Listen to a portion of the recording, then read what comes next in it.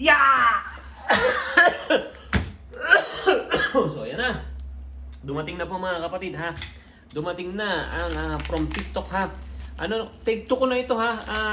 Ibig sabihin take 2, pangalawang order ko na ito. Pero yung unang order ko po ay sa Shopee. Di ba ang sabi ko, lahat ng mga susunod na order ko po ay manggagaling na ng Cavite, manggagaling na po kay Mama Balls and Papa Balls. So, ayan na po ha. Ito yun.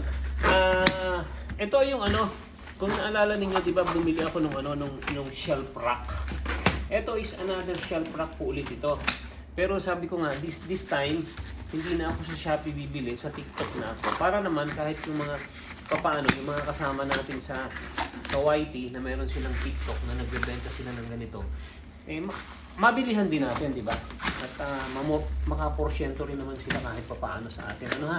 Kaysa naman ibang tao pa yung makinabang sa atin. So ito na. Ito na ulit yung shelf rack na in-order ko. Ito, mas malaki to ng konti kasi dati is 70, 30, 90. 70 ang lapad, 30 ang nipis, at 120 ang tangkad. Ngayon, ang kinuha ko is yung 150, 180. Makikita mo, 90 by 30 by 150 cm. So, ayan. Tingnan natin ha. So, baliktad ka. Multi-layer metal storage rack. 90, 30 by 150. Dati ang kinuha ko is 70 by 30 by 150. So, ngayon mas mahaba. So, ito na. Pakita ko to mamaya sa inyo kapag naitayo ko na. Pag naitayo ko na, ipapakita ko sa inyo mamaya. Pero yung pagbuo nito, aminado po ako, ang pagbuo po nito is sobrang dali na nung 2.5 hours. Pag binuo mo to, siguro at least mga 3 hours bago mabuo to. Akala mo lang madaling buuin, pero mahirap po itong buuin. Nasaan na ang mga nito? Nasaan na ang mga yung maraming tornilyo? Yun. Yung isang katerbang tornilyo. Tornilyo, tapos ito yung para sa paa. Ito yung mga bracket niya. At saka ito naman yung panghigpit niya. Ito yung screw na yan, So ito ang ating susundan. Pero hindi ko na susundan to kasi kumbaga alam ko na kung paano siya buuin. Lahat po ng tornilyo na yan ay mahahawakan ko.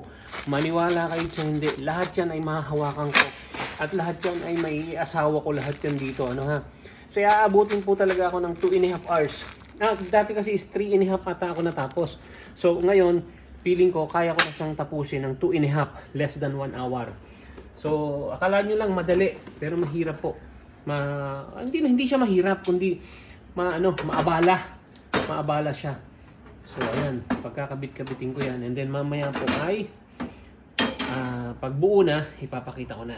So mga kapatid ha, sa mga gusto pong umorder, ito ay po pwede, di ba, pinakita sa TikTok na o doon sa iba na patungan nila ng kung ano-ano, ng mga pinggan, ng mga kahit na ano po. Pero ako po, ito ay pinapatungan ko to ng damit po ang inilalagay ko rito. Naalala niyo, di ba sa mall is nakalagay ang mga damit sa mall sa mga shelf na ganito, di ba? Mas preferred ko kasi yung ganito kasi nakikita ko lahat ng damit ko at nalalaman ko kung alin yung nasuot ko, first in, first out, kung ano yung hindi ko pa nasusuot. Unlike pag cabinet kasi, kung ano lang yung nasa ibabaw, yun lang yung nagagamit ko. So, mas preferred ko na po ang ganito. Ngayon, kung sasabihin yung maalikabukan yan. Kahit naman nasa cabinet, maalikabukan kung hindi ka naglilinis eh. So, kung naglilinis ka naman, edi maalikabukan pa rin. So, ayun ha. Pakita ko sa inyo mamaya kapag nabuo ko na siya. Bye for now!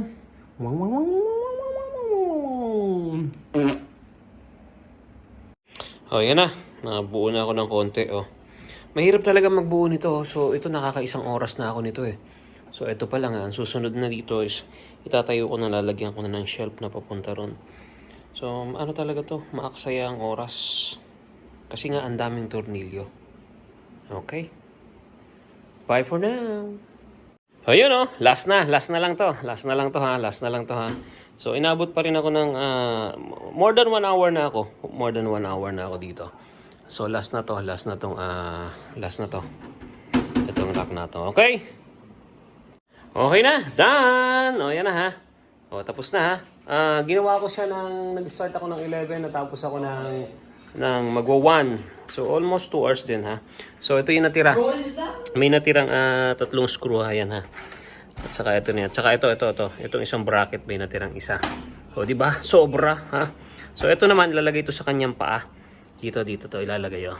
Yan dito. Yan. Para kumbaga hindi makagasgas ng sahig. Yan, ilalagay yan doon sa ilalim. So okay. Bye for now mga katae. 5 layers yan ha. 5 layers. Ha. Bili na!